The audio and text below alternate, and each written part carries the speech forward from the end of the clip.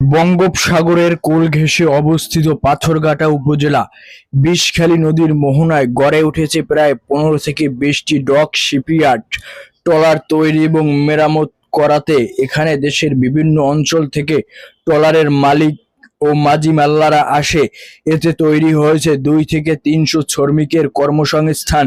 প্রতিটি ট্রলার নির্মাণে খরচ হয় প্রায় ৭০ থেকে ৮০ লক্ষ টাকা পর্যন্ত। বঙ্গোপসাগরে ৬৫ দিন অবরোধ থাকার কারণে ডক শিপইয়ার্ডগুলোতে ট্রলার মেরামত করার উপচে পড়া ভিড় রয়েছে। শ্রমিকরা দিনরাত কাজ করে যাচ্ছে।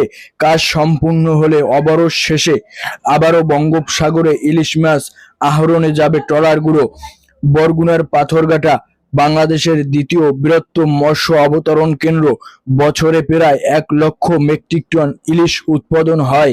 দেশের সামুদ্রিক মাছের চাহিদার বড় একটি অংশ আসে পাথরঘাটা মৎস্য অবতরণ কেন্দ্র থেকে। পাথরঘাটা উপজেলা মৎস্য আহরণের উপর নির্ভরশীল। আলহামদুলিল্লাহ, কামকাজ খুব সুন্দর মতো চলতে আছে। আসলে আমরা এই ৬৫ দিনে কিছু কাজ হয়, কিন্তু তারপর আর কাজ হয় না। তারপর তো আমরা বসে থাকি, তারপর টুকটাক ২-১ দিন ডাকে, তারপর কাজ করতে আসি। কিন্তু এই আমরা যে বসে থাকি ট্রলারের আশায়, আমরা অন্য কোনো কাজ করি না।